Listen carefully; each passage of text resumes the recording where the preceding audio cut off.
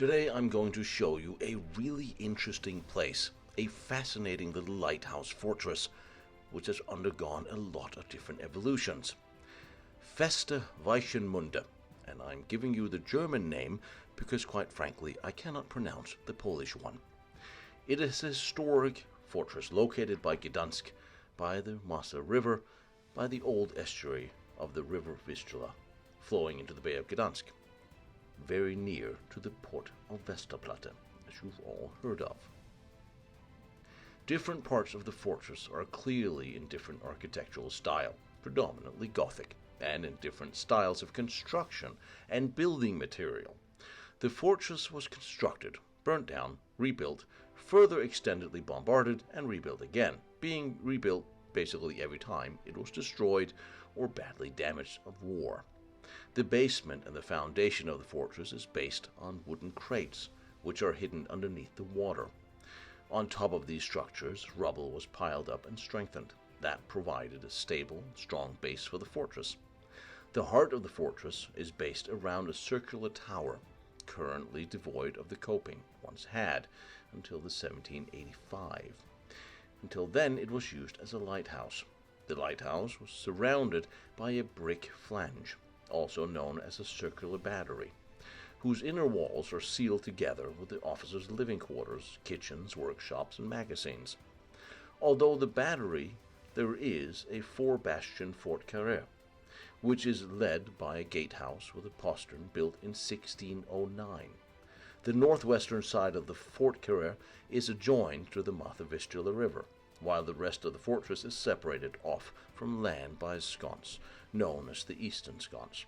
This sconce is lined up with 5 bastions, 2 of which are ravelins, only one which survived. The fort carré, as well as the Eastern Sconce, are surrounded by a moat, also sourced by the river. Up until 1889, the lighthouse tower was topped with a late Baroque coping from around 1721, after its burning due to a fire caused by lightning. The coping was reconstructed and coated with shale, which survived right up until 1945. The tower had formerly a clock dating back to the 18th century. In 1945, due to artillery strikes, the tower was almost completely destroyed. The coping in officers' headquarters and upper levels were also devastated but survived. The only parts of the fortress which were left untouched were the walls of the Fort carré. In 1959, the tower was added to the Register of Heritage Sites, and the reconstruction of the fortress began. And today, it looks amazing.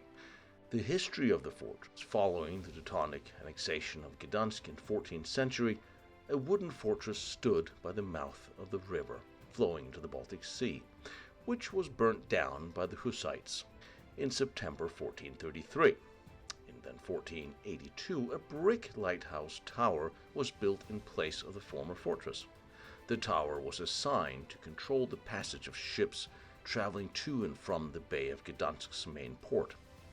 The fortress was target of several military campaigns, and in 1577 the fortress was besieged several times by Stefan Batory, inclusively during the Battle of Oliva in 1627, when the fortress was cannonaded by the Swedish fleet, in 1734 by Russian Saxony, in 1793 by the Prussians, in 1807 by Napoleon, and once again in 1814 by the Prussians. Between 1622 and 1629, the fortress was known as Lantania, the lighthouse in Polish, under the name of a fortress, which actually began being a naval base of the Polish-Lithuanian Commonwealth. On the night of 5th and 6th of June 1628, the fortress was attacked with artillery fire from the Swedish fleet traveling into and past the fortress, sinking a vessel, Zloty Liv, and a galleon. After the second partition of Poland, the fortress came under Prussian control, and from 1820 it served as a prison, mainly for Polish political prisoners, including members of the resistance movement, protesters, insurgents, and the November and January uprisings, and refugees from the Russian partition of Poland fleeing conscription into the Russian army. The fortress did not play a significant role in the First World War. After the war, the free city of Danzig was demilitarized.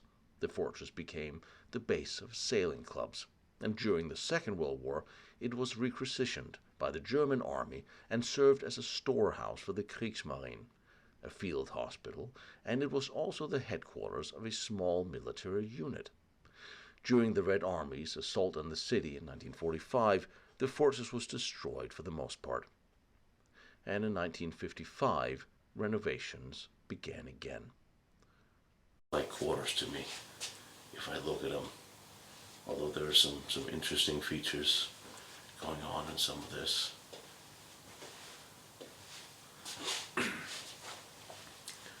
And the hollowed out walls for ventilation. This is brilliant.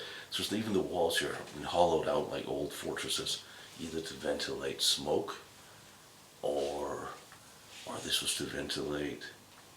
There must have been maybe ovens or heaters. I mean, the Prussians was at work here. And I keep thinking these hollow walls were to ventilate smoke out from individual ovens or heaters.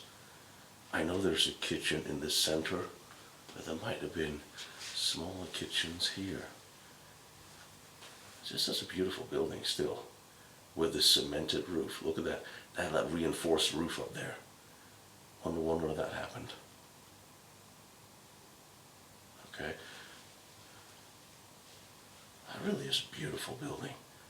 Now this is really interesting because this is the first sign I see of a mini rail. And there would be cannons in all of the four corners. There would be cannons for defense. Oh wow, look at this. This is a turning table. There was a turntable. All right, so there must have been a munition cart. I wonder what that's up there. This looks like this storage room, powder room. So there's a firing position down there where the rails are leading to. And so you have two weapons platforms facing inward, inside the courtyard. Almost look like I don't know, 5 centimeter, and like naval guns, a little ring as well. And that runs through, that's the outside, past the turntable there. No ventilation hole in the roof. This is weird. Why is there like mini rail running to the door? I mean, some of this happened post-original construction. Could be before World War One. Now I see some of these archways are closed up. It could have been before World War One. Could have been after. Could have been for the. It wasn't. This wasn't part of the storage. This was actually part of the fortress proper for whatever. There must have been a reason why they bought munitions into there. I'm interested to see if there's also rails for the others. I didn't see anybody out there. That's kind of interesting. That's a capstone. Really is a beautiful old fortress. Oh, just look at this beautiful old building. This is gorgeous. It really is something. And you see the cement reinforcements on the roof there? They must have been World War I or post-World War I, this reinforcement. That's a cement layer. And the ramparts are just gorgeous. And they have the old mortars sitting out. They're really short mortars. But they would use this for defense against ships. And you can fire a mortar fairly successful from land. Having mortars out to sea on a boat, not so much. So this makes sense. These could have been originally placed, and they're originally numbered in sequential numbers too. I wonder if they've been stand. That's kind of a cool find. That really is. And a little powder magazine out here. This must have been a powder magazine for cannons or the mortar sitting outside for the actual harbor defense. Wow. But this red building that rings the tower, that is a later addition that came after the defensive wall. That really is. That is cool. But you see so many different evolutions of construction here. It's really hard to keep up with what's what. And even the armament has been upgraded. It's been here for hundreds of years, from smaller to bigger to just different things. And you see the inside. We're in the officer quarters here. And these quarters, this whole red ring was built out later, because you see here you have the bedrooms and the windows facing inwards is one of the gun positions.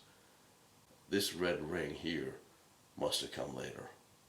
So alright, so here's another one of the gun positions. It's another one of the gun positions we get into. And this stone has been really well used, because you almost see grooves in the stone in the walkway here. A little alcove there for storage, I would imagine. This is one of the stars. Wow, this is big. This is a large space. This is really a large space. This is huge. And, alright, so now again, things have been built and rebuilt and rebuilt. This looks like a typical little firing bunker from the inside, a little Caponier type, with a firing port to the inside. This is still the inside of the cannon position. So, alright, let's see how thick these walls are. But why is that there's cement on the top of this? Yeah, I don't know. This is really interesting to think that this little hatch was built as an original platform, and then this outer ring came later, because this is obviously the firing positions and the point of the stars. So what's that? Maybe it was to hand powder. Maybe it was a powder magazine that would hand the powder out to the cannons. There's the view of the cannon port here. It's 1987. 1987. With the arches. This gun didn't live here unless it lived there in peacetime and then would be rolled out to the actual port in wartime. It was standing here because this was sheltered, this was inside, but they would have to roll over that berm and out to the, obviously some of these are set here for display, but this, I can't help but to think part of this came here later. It's really hard to tell. It really is, with so many different evolutions and years of construction.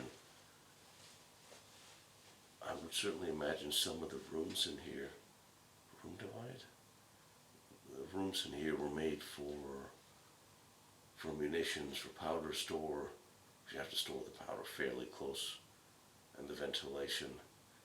And that ventilation, which is all, yeah, that goes all the way straight up.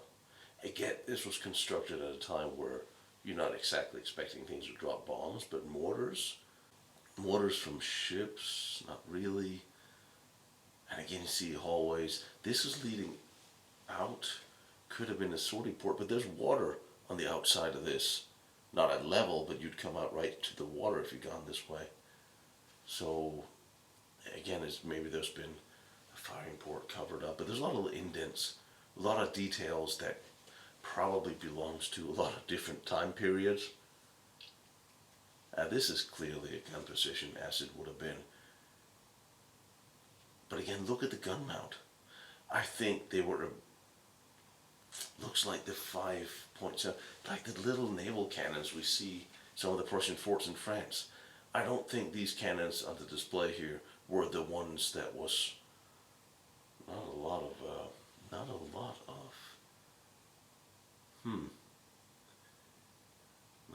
see here. I don't think the cannons you see on the display here are the ones that were actually here last, because this was a different mounting. Look how big this casemate is. This is enormous down here. Now, if only I could figure out what the hell happened here. What evolutions, what stages, How? Why? When? What? At least the ventilation is clear.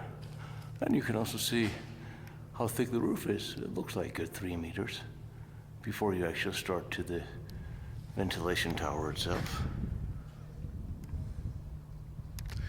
And this looks like it's been damaged from rolling heavy cannon down, but that must have been before whatever was stuck in.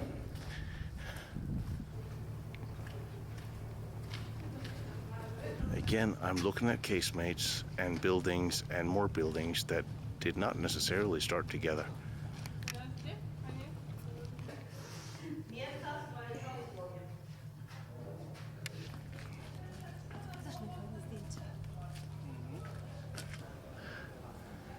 And there.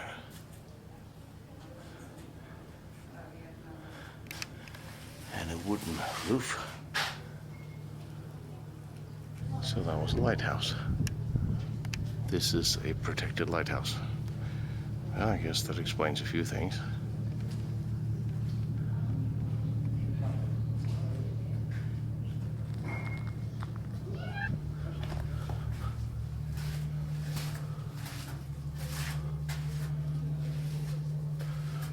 A lot of things have been bricked up here. This is very confusing.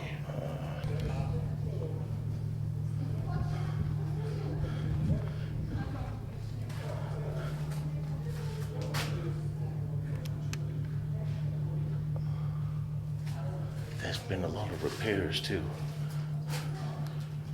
A lot of things were damaged here. Now, what happened to this place? Seriously, what did happen to this place? All these little rooms that have been bricked up, so I can't tell what they were for. All right, here's something I recognize. That was a fireplace. And then the ventilation for the smoke.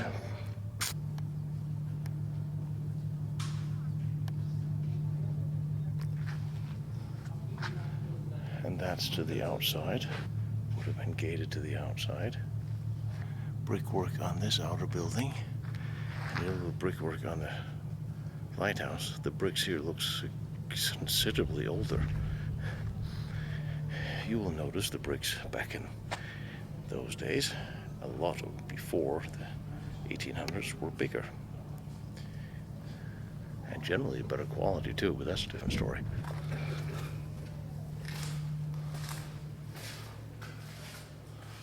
Alright, so this is where the cannons would have been placed.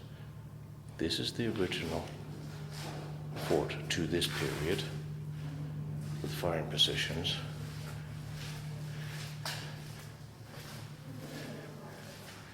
And a fireplace. Fireplace, ventilation. This is just the neck of the entrance to underground to the basement.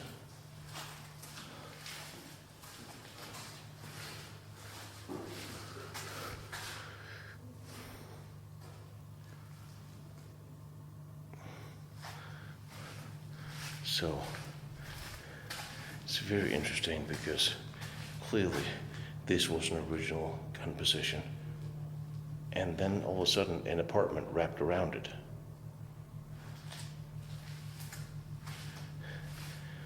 So does that mean that outer building, that must have meant the outer building came after, because here was a gun position that is right now aiming straight into somebody's bedroom, and you see all the rings you would use to maneuver the cannons.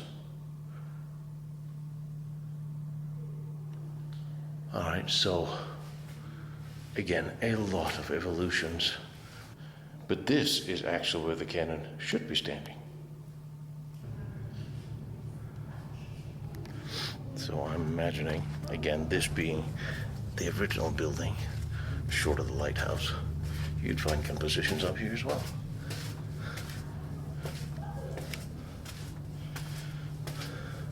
And I was right.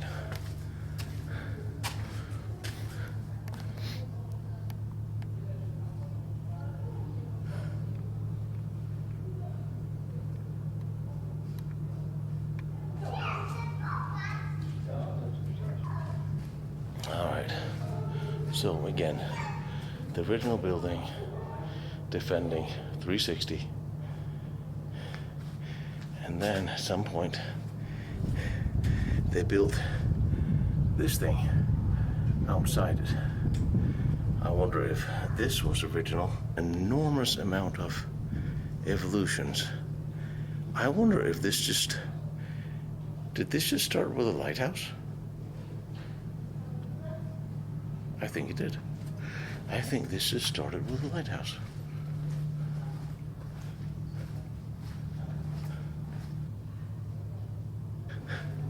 And this was when it was fort. Cannons in all directions.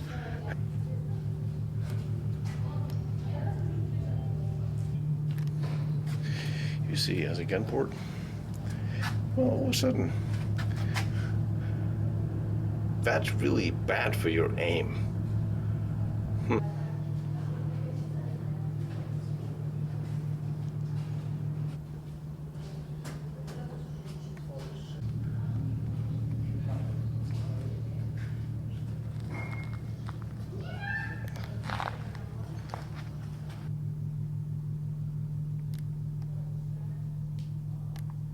See cement in the roof. And then we go up in the lighthouse.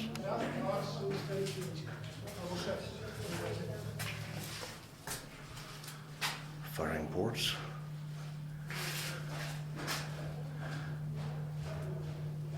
You remember the conversations we've had about how history is always upstairs? Well, it's a lighthouse, so I don't exactly know what I expected. For a lighthouse, it is fairly roomy. Each floor is quite large. And the stairs are very thin.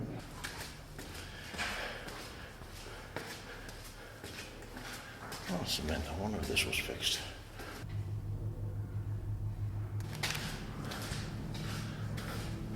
It's not a particularly bad walk, for some strange reason.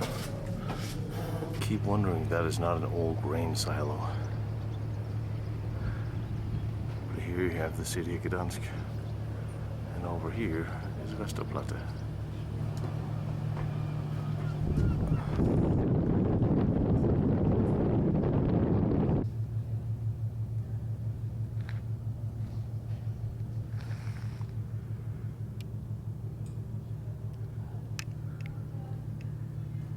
And here on the land side are artillery batteries and powder magazines to protect it from the land side. Of course, it's a lot of defenses for a lighthouse, I've got to say. Positions. And you got a little bit of wetland here.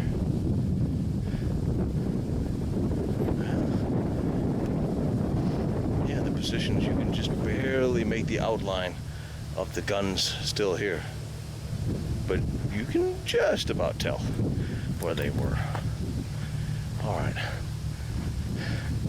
I see a series of powder magazines here. I think one even has a covered entrance, maybe. Let's have a look. Let's take a look at the first one. Of course, the first one looks like it's a gun garage, actually. This is probably the gun garage. And of course you can't tell when it was made because that's been hacked away. Let's see if we have a little more luck on the others. And yes, I have noticed there's lots of graffiti on the stone.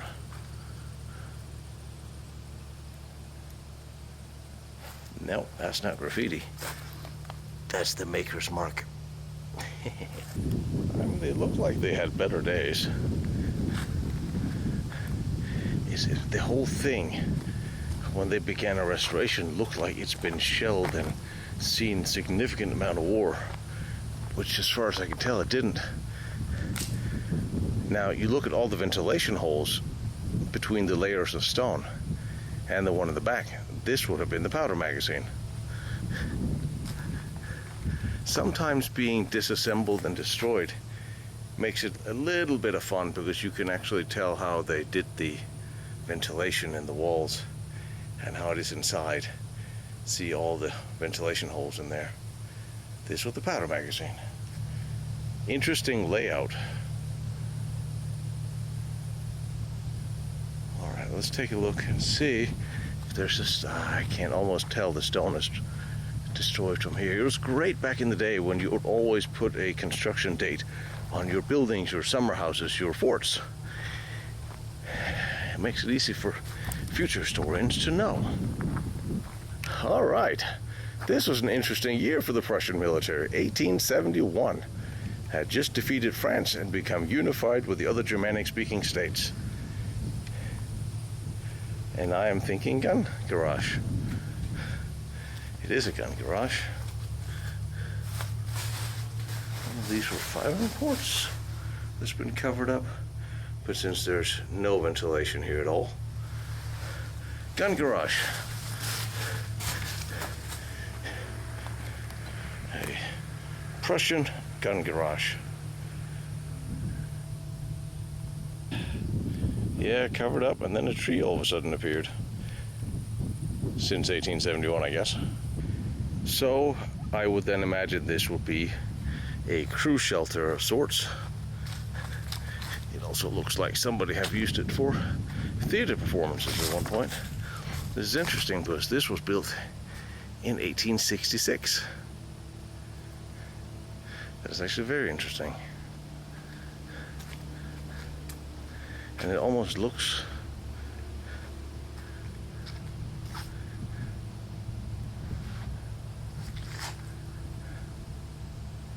let's see what this is. Oh. Well, it's a habitat for bats now, but that's fine.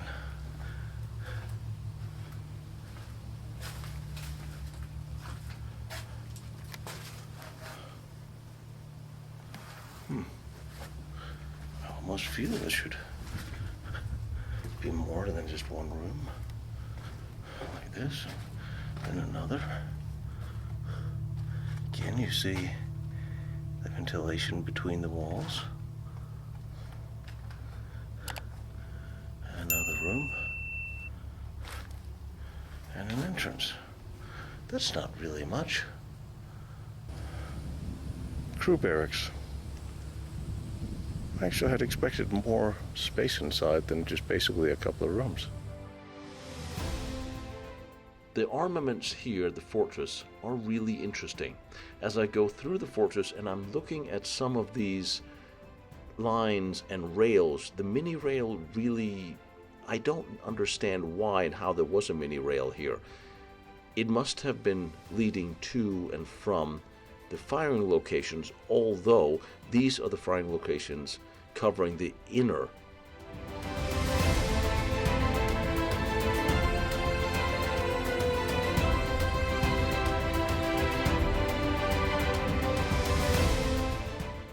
Each year there's a mock sea battle that takes place here, and there's also meetings with historical reenactment groups, as well as conferences and lectures. It is currently the oldest fortification of the Polish coast. My name is Tino Strukman. I run Lost Battlefields. Every year, I travel around the world to try to bring you to all the most interesting historical military locations from modern wars and the World War II special projects, battlefields, forts, fortresses, and tunnels, everything else. Things you may not be able to see or go to yourselves. Please join me on Patreon or join Lost Battlefields through the website so you get access to all my files and my notes. It really does help, and like, follow, share here on the channel if you can. That helps too.